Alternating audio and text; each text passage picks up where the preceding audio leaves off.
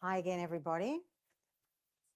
So the title of this is up here, Making Victoria the Safer State Safeguarding People with Disability Against Violence, Abuse, Neglect and Exploitation. So, as you know, and we've talked about a lot today, the Disability Royal Commission assisted in exposing the level of violence, abuse, neglect and exploitation against people with disabilities, and they exposed that to the general population because, of course, we all knew about it. I don't know about you, but I haven't seen any positive changes in the manner in which people with disabilities have been treated since these stories came out through the Disability Royal Commission or afterwards. And on top of that, as has been said a few times today, we also know that the state and federal responses to the DRC have been pitiful. And the recommendation in relation to the improvement of legal oversight and regulation for the authorisation, review and oversight of restrictive practices was only accepted in part by the Victorian government. And on top of that, as many of you know, the Victorian government has a plan to shut down disability-specific regulators. So there are a lot of reasons why people with disabilities are subjected to violence, abuse, neglect and exploitation, none of them good reasons. And to stop this abuse, we need a multi-pronged approach. And today we're looking at the part that regulators play. So who do we have here? Starting furthest away, Dan Stubbs is the Victorian Disability Worker Commissioner and is the head of that commission, appointed in 2019. As Commissioner, Dan is responsible for regulating the conduct of Victorian disability workers. I have written on my cheat sheet, which I'm always diverging from all Victorian disability workers, but that is actually not the case, and we will get to that. He responds to complaints about disability workers and has the power to ban workers from the sector for breaching the code of conduct. Dan is passionate about the rights and entitlements of people with disabilities. Previously, he worked in the community legal sector as a lawyer and in various leadership roles. He has also worked extensively in developing countries where he led work on disability. I didn't know that. Dan also has a long history of leadership in Australian systemic advocacy organisations of people with a disability. Tanya Harding is the team leader of Advocacy and NDIS appeals and works for RIAC. Tanya is deeply committed to promoting the rights and wellbeing of individuals with disabilities. As a disability advocate, she has, like many of you here today, witnessed the challenges faced by individuals with disability, whether physical, sensory or cognitive, and their families. These challenges range from access barriers to discriminatory attitudes. Tanya describes her purpose as dismantling barriers to create a more inclusive world, amplifying the voices of people with disability and empowering people to navigate complex systems and speak up. Colleen Pearce. Colleen is a proud UN woman who became Victoria's first female public advocate, a position she has held since September 2007. As public advocate, she is the guardian of last resort for adults with disabilities in Victoria. Under legislation, she is also chair of the community visitor boards. Colleen fearlessly advocates for the human rights and interests of people with a disability and a mental illness. She has more than 40 years' experience managing community and health services in both the government and non-government sectors. Her outstanding contribution to community services in Victoria was recognised with the Commonwealth Centenary Medal. She was added to the Victorian Honour Roll of Women in 2016. She was awarded an honorary doctorate from RMIT in recognition of her work in the disability sector in 2018. In 2020, she was awarded an Order of Australia Medal. Colleen is also a board member of Connecting Home, an organisation that works with the Victorian stolen generations. Welcome everybody, very impressive lineup. We are very lucky. So I'm just going to throw open a question to everybody and see if anyone specifically wants to answer it, and maybe you all do. And my first one is, what does good regulation look like and how can it change our social landscape? Who wants to jump in first on that one? Give it a go. Dan, thank you. I'm going to say the obvious so that others can add to it and disagree. But I think good regulation, and first of all, thank you for inviting me here to this amazing conference. It's such a privilege and pleasure to come and talk to advocates. Good regulators are independent from obviously the organisations or the people they regulate and from government.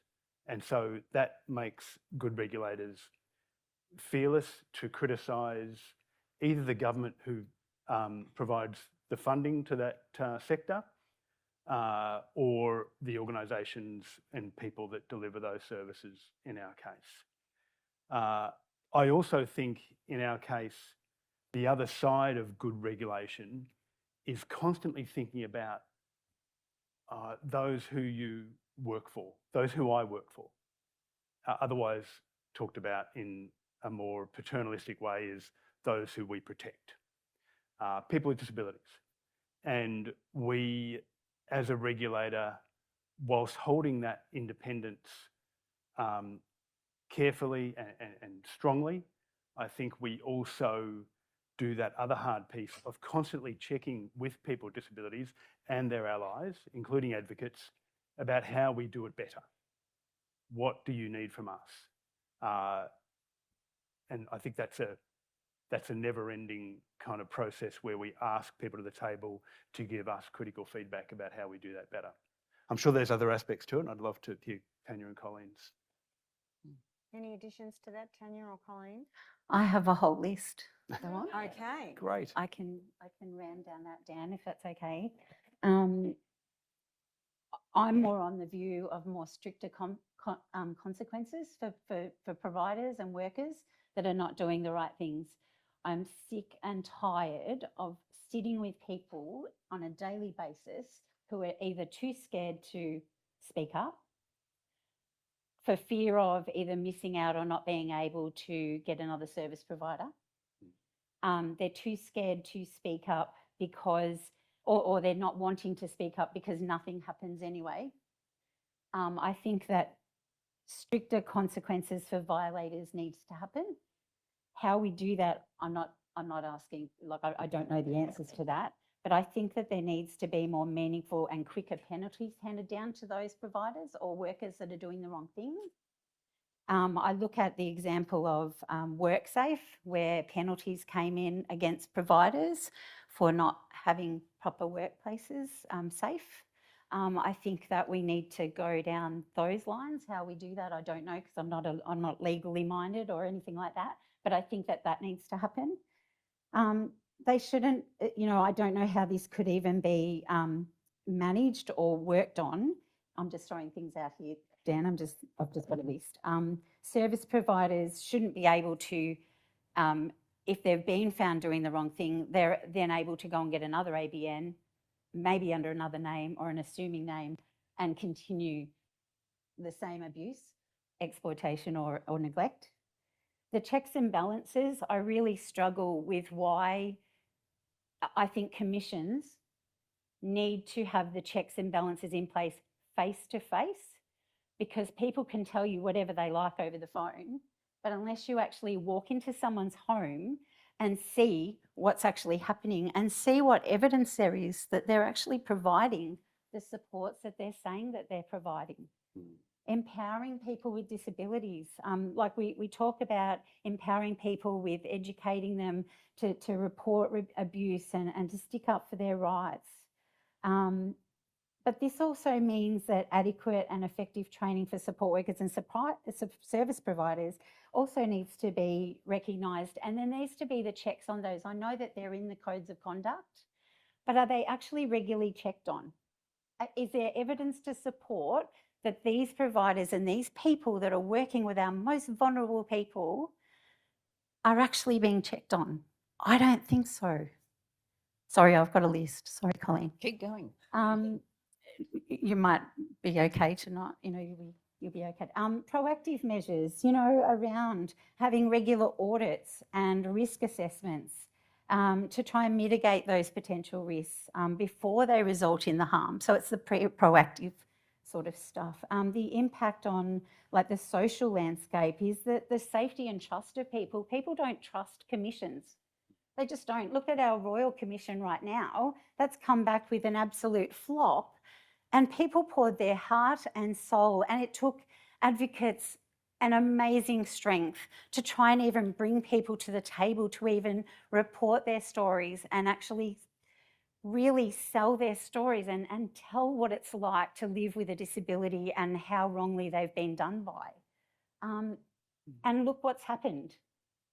How does this even happen? I know we've all been asking that, but I don't think that things are checked on, and I don't think that there's enough face-to-face visits. And I think that often people say to me, but they're taking the side of the service provider, Tanya, they're not believing me. What do you say to a parent when they've got a child in a residential setting who has been dragged by her hair, shoved up against a wall, not able to access the fridge because she's had too much to eat, and is being restricted in every shape or form? How do you tell a parent that that's okay? Because the Royal Commission will try and fix things, because we've reported all of that, and then months down the track, nothing happens, and things are still saying that this lady's not being abused, by the way, now. But we've got parents that lie awake at night because of their children, worried about them being abused or neglected. I'm just raising all of these concerns. And there's a legal, and I think that there's a legal and social accountability, that strong regulations ensure that perpetrators of abuse are held accountable. And I don't think people are held accountable. I've worked a lot with a couple of commissions, including your own, Dan, and trust me, like, they're amazing. I got a response here within 2 hours, which I was like dumbfounded, but it was amazing. It was wonderful. However, then it sort of peters off a little bit. You don't hear anything for 5 or 6 months, and that's a really long time frame. We've got people that need results quicker. We need quicker and faster responses and more accountable responses. That was my list. Thank you, you. Tanya. Colleen, did you have anything to add? Yes, look, I wanted to support many of the things that Tanya said. So I just want to emphasise a couple of things. One is that regulation in and of itself will not safeguard people with disabilities. We need a broader system, and we do need what Tanya was talking about, to be able to monitor, and typically regulators don't have the resources.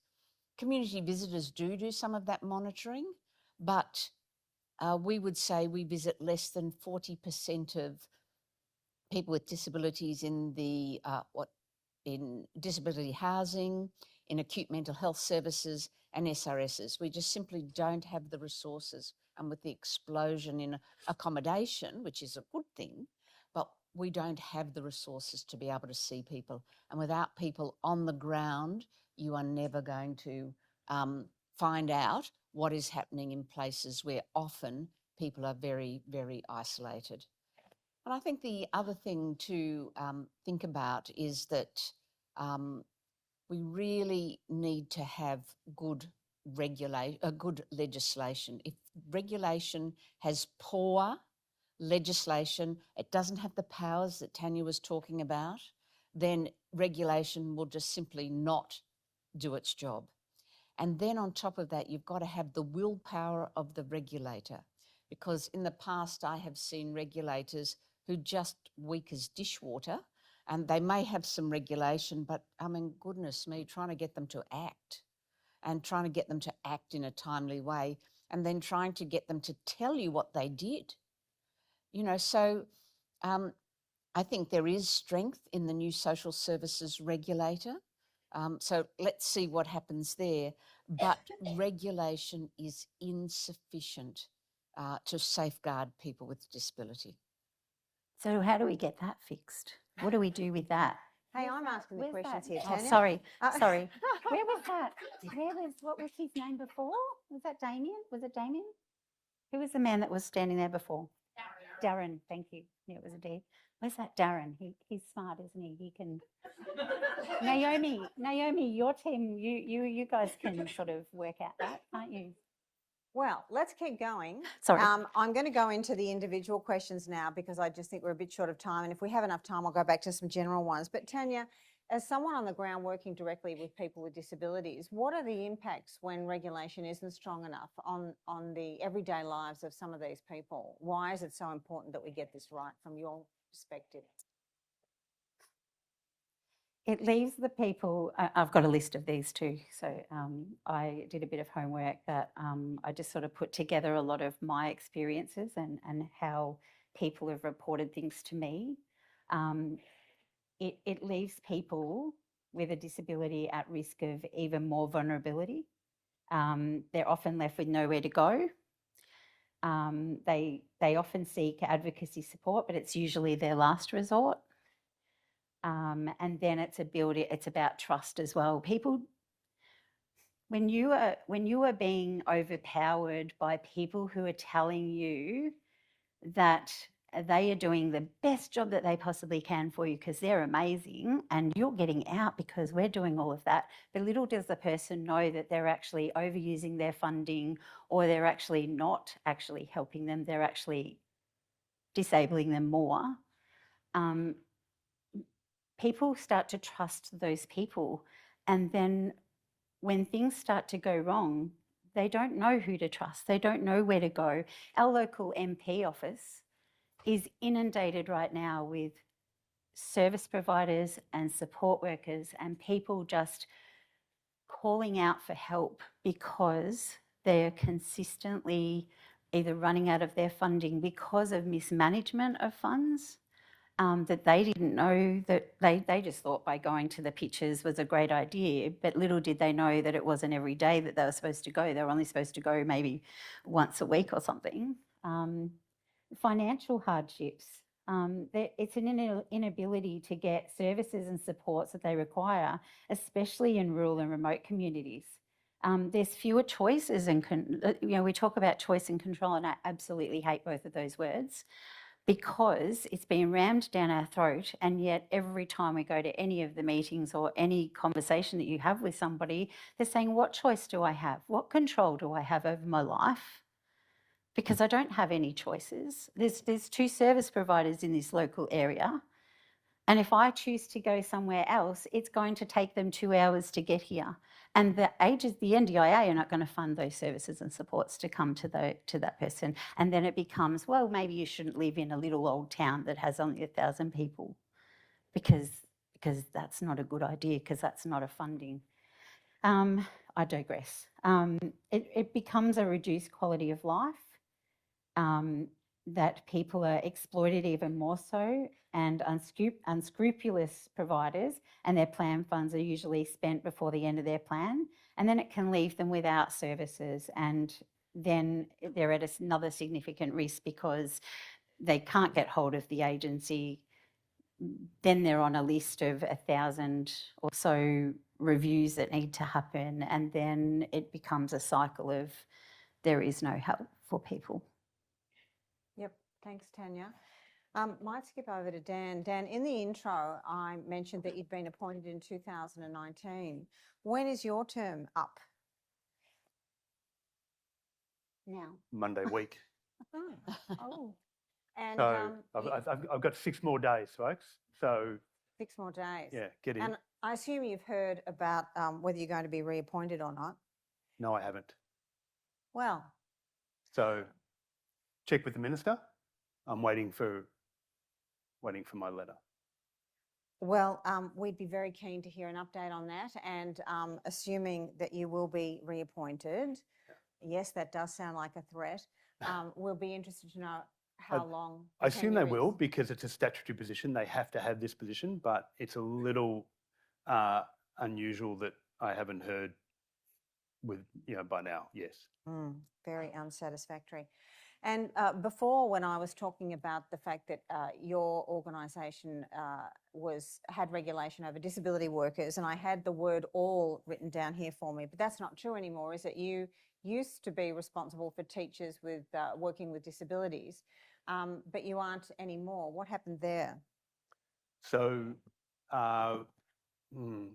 to try and cut a long story short, because we don't have a lot of time, the Minister for Education approached the Minister for Disability, and over a bit of a period of time where the two departments interacted on this, and ultimately the Minister for Disability tabled a regulation to carve teachers out from regulating us. So it's ultimately a regulation owned by the Minister for Disability, who decided that teachers are regulated by another body, that's the Victorian Institute of Teachers, and teachers don't do disability work. Teachers in mainstream schools or specialist schools don't do disability work. The base of the decision was that all teachers do is educate and not do disability-related work, even though, and in our Act, we specifically identify one of the areas that disability workers and practitioners work in is assisting people with disability with learning. Okay, so not good news, is it? A new regulator already had the powers lessened. Okay, so Dan, what do you think?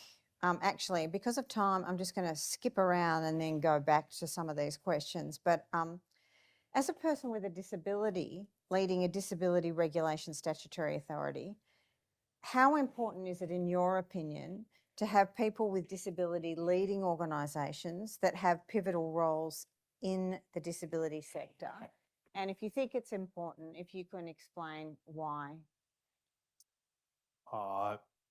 It's obviously a bit of a Dorothy Dixer, because I obviously think it's crucial, and I think lived experience of actually having a disability does give some, not all, but some insight. I have some experience of relying on the sort of services that I regulate, and in other disability-related regulators, you would have a person with disability leading it to have some experience of the type of regulatory or human rights activities you're seeking to promote. And I think it adds to the credibility of the regulator, and it overall helps with the type of organisation, the type of leadership that's provided, and that, in my experience, filters right down to some of the most important people in that organisation, those who are answering the phones and investigating the issues on the whole culture of the organisation. And I'm proud to drive an organisation that has, we require 20% of our staff have people with disabilities, and that's a bit low, frankly, but you know, that's what I'm making sure we have. And it's things like that that actually drive the culture of the organisation to increasingly strive for improving what we do for people with disabilities. I'm sure Christina could have given a better answer to that, but that's my approach. Thanks, Dan. Colleen, after a long and distinguished career, you're actually leaving, is it how many weeks? 3 weeks. 3 weeks. So you can say anything you like Anything. now. Okay. So I always did say whatever I wanted to say. That's true. But you must feel an extra freedom now. So if you were able to make any decisions you liked in the next 3 weeks to change anything you wanted about the Office of the Public Advocate, to make it more efficient, more responsive to people with disabilities, what would you do? Look, it's a very difficult time. I use the weasel word that government uses, fiscally challenged environment, but they cut $1.47 million out of the budget. So in terms of us being able to be responsive, it's very difficult. In terms of rights on the ground, community visitors, I call them our human rights warriors. they can only visit 40% or less of the places where people with disability live. So we're already seeing a reduction in the ability to support people with disability. So I think they're two of the things that, you know, when you take so much money out of a service system and you fail to adequately resource important services, then you're doing a disservice, you know, to everybody. But we only see a small group of people with disability, and that's the point I tried to make when I talked about regulation only being a small part, because there's many people with disability who live more broadly in the community who are very isolated. And I think one of the things we really need to tackle is the whole issue of inclusion. So that's much broader than my office, but we won't see real changes in safeguarding until we've tackled that. And secondly, I'm preaching to the converted, but the other issue, the other missing bit of the picture is adequately funded advocacy services. Now, we really need both of those things in order to have a more inclusive society, because without that, people with disability will not be in safe spaces at all times.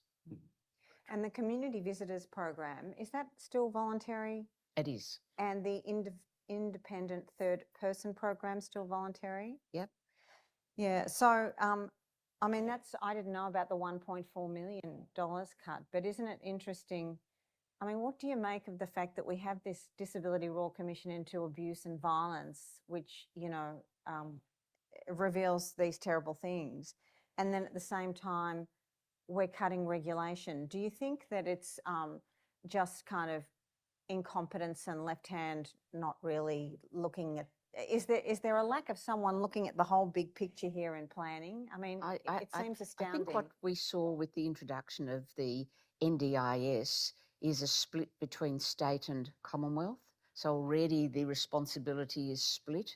It's very difficult to get information from the Commonwealth about what's happening on the ground. So have you ever tried to get an answer out of the Quality and Safeguarding Commission after you've made a complaint?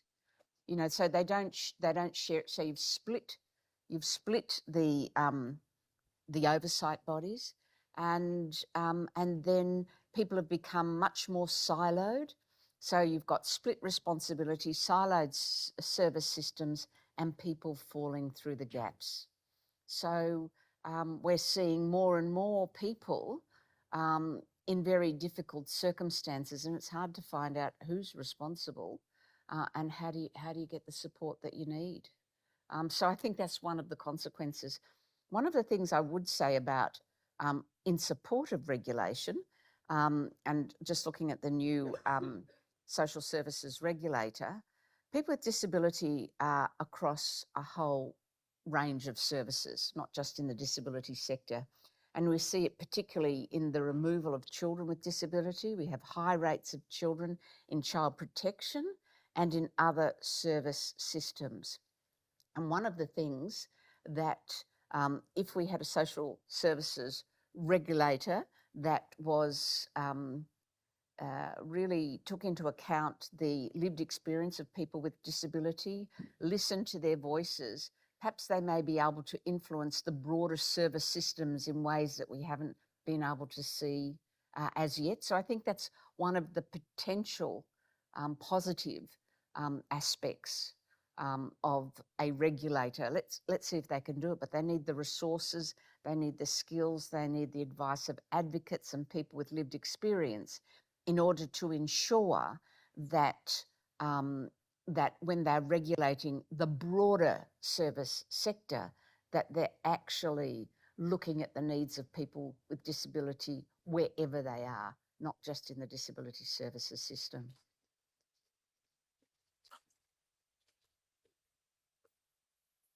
And going back to you, Tanya, how do you say, from your position as an advocate, that regulators could enhance their responsiveness and effectiveness in addressing complaints? Because you was making a comment just before that you didn't hear from people for 5 to 6 months or something like that. Yeah, in response to what Colleen said about contacting the NDIS Quality Safeguards Commission, as an advocate, we have to fight really hard to make them stand up and listen. Just as an example, we received, I've been working with a lady that was completely neglected and was being enabled to live on her floor. Quite horrific, quite very sad, and absolutely disgraceful and disgusting. However, the complaint took over 12 months to get I'll get to what you were talking about, because it sort of goes on from that, but the complaint took 12 months to get, it went through a couple of complaint officers, and 12 months later we got a response that was half a page long that almost turned around and said, there's nothing to see here, even though there were a massive amount of photos taken for evidence. So as advocates and as people with disabilities, we need to make sure that we stand up and say that that's not okay, and we need to ask for reconsideration and explain the reasons why we want reconsideration. Luckily, they agreed with me, and I've had the commission fly down 3 times, not just for this particular lady, but for a few other people, where they've actually flown down from Queensland. We've got to make them stand up and listen, and to understand that this is not okay and it's not normal. So lucky, I don't know whether that was lucky or whether it's just being passionate and saying, I'm not accepting this, and where do I go if you're not going to listen to that? In response to that question, I think that there needs to be continual engagement, which I know that the commissions do try to have continual engagement. However, once again, they're not always funded enough and the resources are very, very slim on the ground. Reduce response times to complaints. Even the smallest complaint can turn into a massive complaint. It can start off as a very small complaint about something, but to that person, that's a real life problem for them. And I think for those people, once again, that are doing the wrong thing by someone, there needs to be those, I talked about those penalties and infringements. We've got service providers out there that are laughing in the face of the commission. They're laughing in the face of these regulators that they know they can't do it. They're not doing anything. They know they don't, whether they don't have the powers. I think we need to establish more powers, or they need to have more oomph, because often commissions, sorry Dan, but you're often related, sorry, you're often talked as being toothless tigers, and there's a real thread to that, because we're not seeing on the ground anything happening to some of these people that have got really significant complaints. It's taking too long. And I don't know what the answer to that is, but I think that that's really important. I think, and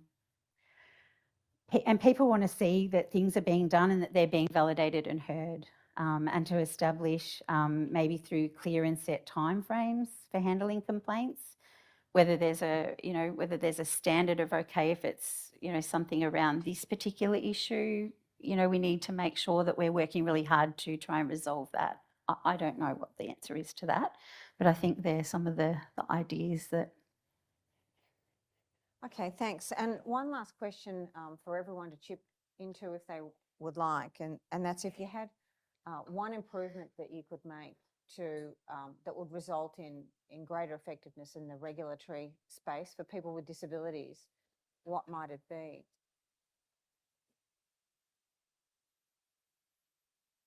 Let's start at the other end this time. Okay. I've got too many. I'm trying to narrow it down. Look, I've already said it. I think the issue is, where is the place of people with lived experience in the regulatory system, and where is their voice? And what we're hearing, what we're saying is that the regulator needs to have not just the legislative powers, but the willpower to act.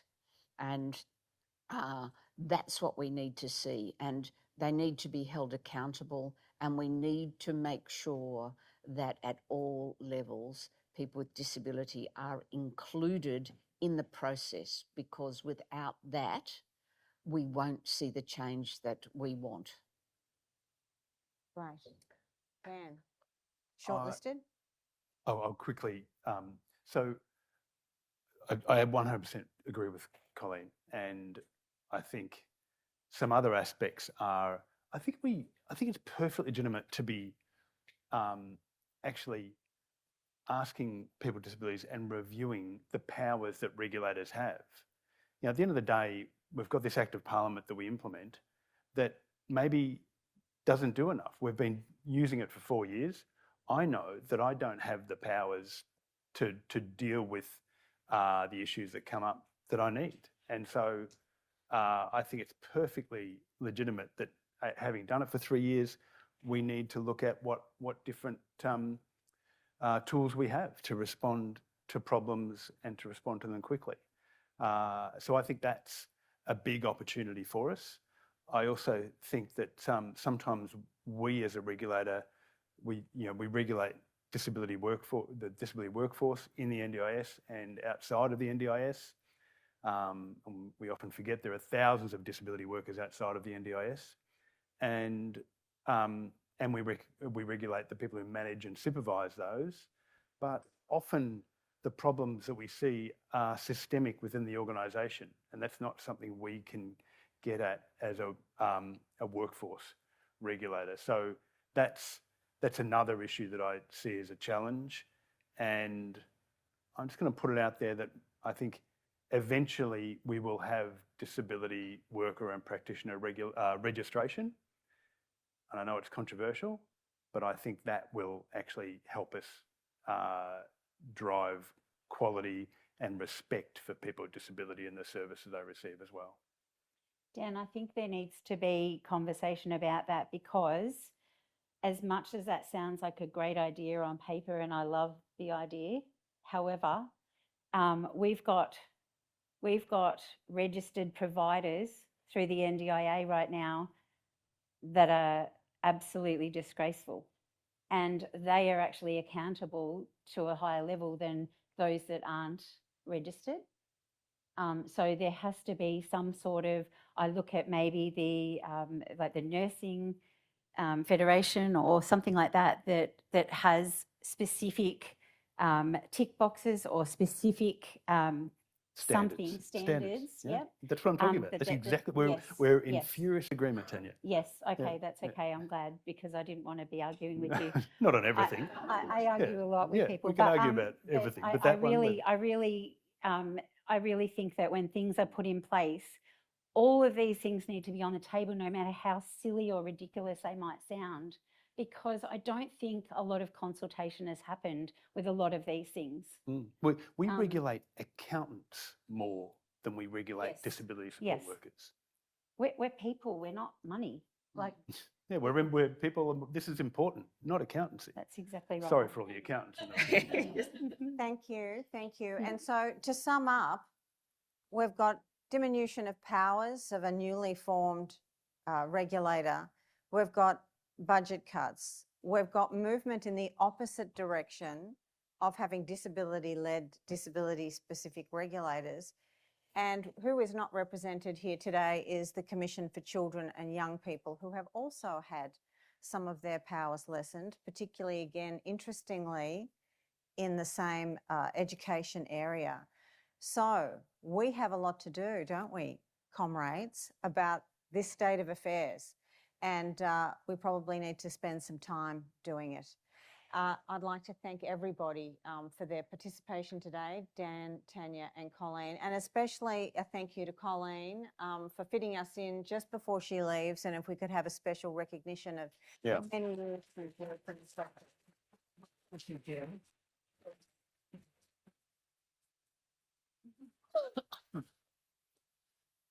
Thank you very much. I think we might have some time for maybe 2 questions before we go to a break. So if anyone would like to raise their hands, and I'll have a microphone come around, just 2 questions and then we'll go to the break.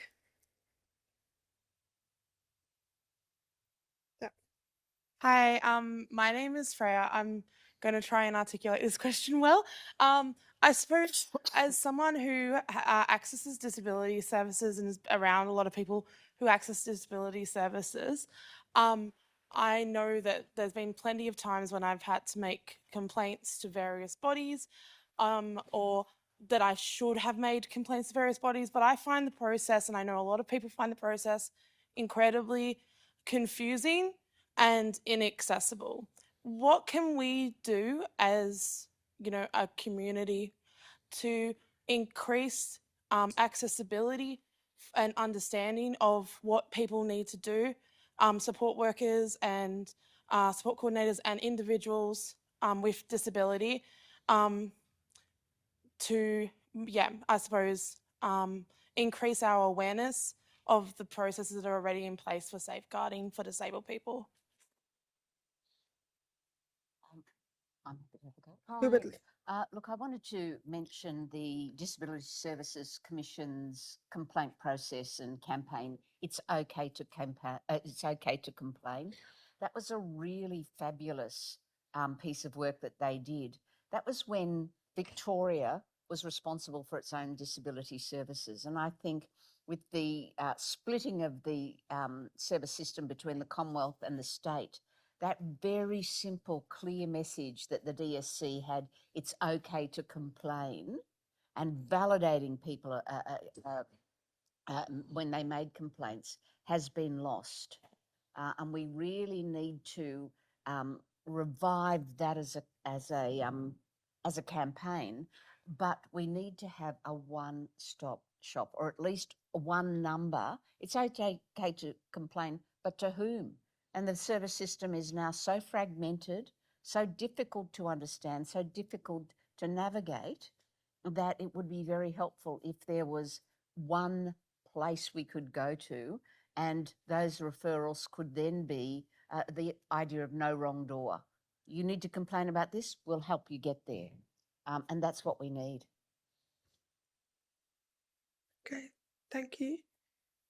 Who's got the microphone next?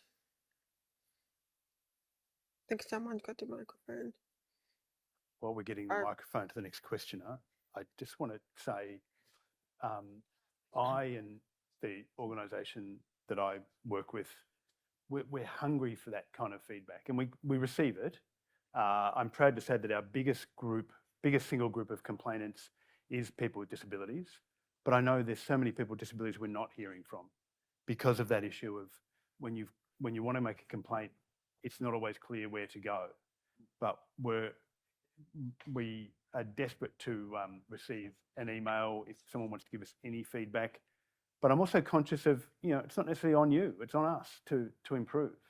And I know that when a person with disability makes a complaint to us, we're asking that person do the hardest thing they'll ever do, and that's make a complaint about the service they rely on, or the support worker they rely on. So trying to make that easier is something that I'm always on the lookout for. So Freya, I'd love to talk to you to receive more of your experience and your thinking. Thank you. Thank Martin. you. And we'll go to our last question up the back there. Hello, Martin Stewart, Blind Citizens Australia. Now, I'm not going to be criticising here. I want to be constructively critical. I'm a person who has the lived experience of having, since 2002, whereupon after a train accident, I needed support workers. I've had them there for 22 years. Now at 24 hours per day. It's not because I'm vulnerable. It's not because I need any protection. So we've got to be careful as advocates when we talk about this to not overuse those words. I suspect that most people who have support workers are not vulnerable. My home is not a hospital, it's a home. So I don't want too much monitoring. The less, the better. I just need to be supported. So be careful what we're wishing for here. We don't want to be over-regulated, over-legislated, and then be significantly disadvantaged. there are some service providers who really try it on when it comes to you wanting to live in the way that you do, and they say, oh, you can't do that. Oh, yes, I can and should. Just help me to decide upon the support worker who is adequate for what I want to do, not say you can't do it. So we've got to be extraordinarily careful about being over-legislated, over-regulated. For people like me and many, many others, we don't want our civil rights taken away. We just want to be supported and facilitated. I understand that there are others who will need to be protected and are actually vulnerable, but not me and not many. Thank you. Martin, I'd like to just respond to that a little bit. The regulation isn't about people with disabilities. It's about those that are doing the wrong, and it's about those that are supporting or servicing, like providing a service, that are being paid very well to provide that service and are doing the wrong things. They're the people we need to get out of this sector. They're the people that we are trying to protect people from, not to put you in a cotton ball or in cotton wool. It's about you living your life to the best that you possibly can. But it's about the people that are doing the wrong things, and there are so many out there. It's not just a few, it's a lot. I understand Because that. money talks, and money has driven the NDIS, unfortunately, unintended consequences of programs and systems. You know, I don't know whether everybody remembers the sell of the NDIS when it rolled out. We've got a bucket full of money that you can do whatever you like. And guess what? Service providers have tapped into that and continually are doing that. So they're the people that we're trying to regulate, not the people with disabilities. What if the legislation meant that we, as the receiver of a support worker services, needed to be monitored just in case the wrong thing was done, because the protectionist attitude was taken, well, they wouldn't know, so we've got to look. That's the danger, and we've got to be careful, and we've got to get our lived experience into that environment to make sure the legislation never goes near reading that way. Which again is why it's so important to have people with disabilities leading reforms to the regulation sector. Hear, hear. Totally agree. Thank you. Great, thank you very much. That is a great way to wrap up today. Thank you very much, Dan, Tanya, Colleen and Julie. It's been a really, really good session about regulation and how we can drive a safer state.